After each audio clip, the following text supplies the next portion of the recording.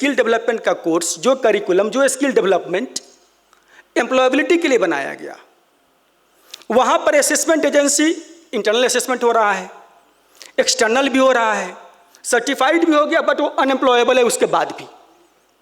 Industry की शिकायतें हैं कि जो आपके स्टूडेंट्स आ रहे हैं, जो स्कीम्स के ट्रेनीज आ रहे हैं, वो एम्प्लॉयबल नहीं है या हमारे काम के नहीं हैं। आखिर ऐसा क्यों हो रहा है?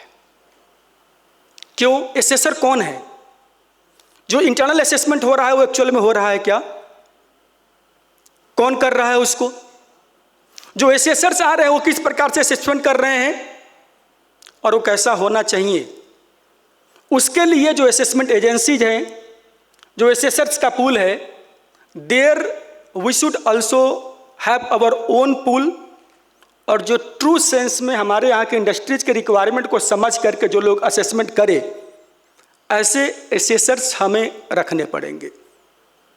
और दूसरा है इंटरनल असेसमेंट में हम लोग इंडस्ट्रीज को, जिस इंडस्ट्रीज के साथ मिलकर के हम कोर्स करिकुलम बना रहे हैं, उन इंडस्ट्रीज को हम लोग इन्वॉल्व कर सकते हैं अपने साथ। इंटरनल असेसमेंट होता है इसमें कोर्स करिकुलम के ड्यूरेशन में।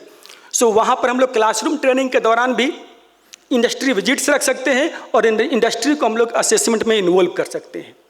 तो ये छोटी छोटी कुछ चीज़ें हैं जो हम लोग करें तो बहुत इंप्रूवमेंट, बहुत चेंजेज इससे आ सकता है।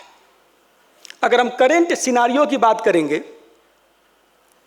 तो हम देख रहे हैं कि ट्रेंड असेस्ड, जो मैं अभी बात कर रहा था, the outcome comes is they are mostly unemployable. उसका हम लोग solutions through course curriculum, through certification process, assessment and certification process, यहाँ से हम लोग चेंजेस ला सकते हैं।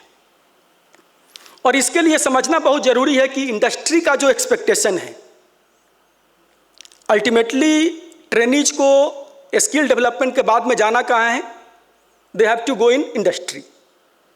तो उसके लिए इंडस्ट्री के रिक्वायरमेंट को समझ करके मोस्टली जो हमारा डायलॉग्स होने चाहिए, that should be with industries.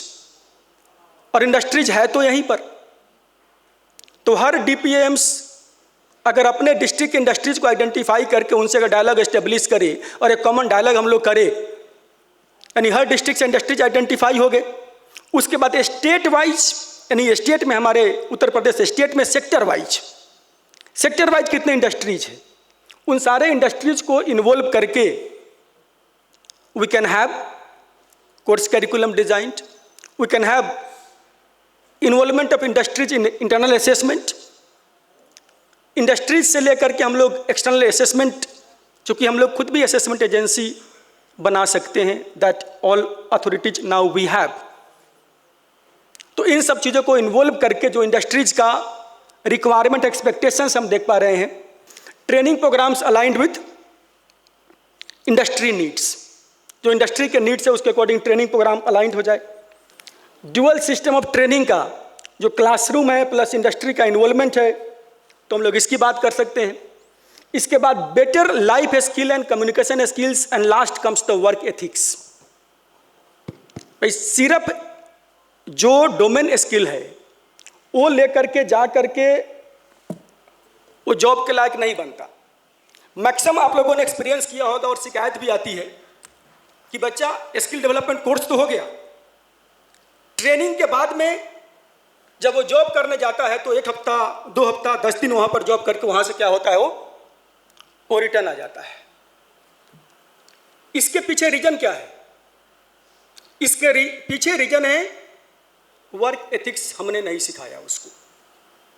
जो पीआईए ट्रेनिंग करा रहे हैं उन्होंने उसको वर्क एथिक्स नहीं सिखाया। उसके लिए खास करके जो सॉफ्ट स्किल ट्रेनर है, उसके लिए खास करके जो लैंग्वेज का वहाँ पर ट्रेनर है, क्वालिटी ऑफ ट्रेनर पर बहुत कुछ निर्भर करता है। और जो क्वालिटी ऑफ ट्रेनर्स का जो टीओटी हो रहा है, वो टीओटी किस प्रकार से हो रहा है, वो ट्रेनर का चुनाव कैसे होता है, यहाँ पर भी हम लोगों को एसएससी से डायलॉग एस्टेब्लिश करने की नीड है कि क्वालिटी ऑफ ट्रेनर कैसे इंप्रूव करें। जो टीओटी सर्टिफिकेशन प्रोग्राम है इसको किस प्रकार से इंप्रूव किया जाए, और एसएससी से डायलॉग करके हम लोग इस काम को आगे हम लोग सही कर सकते हैं।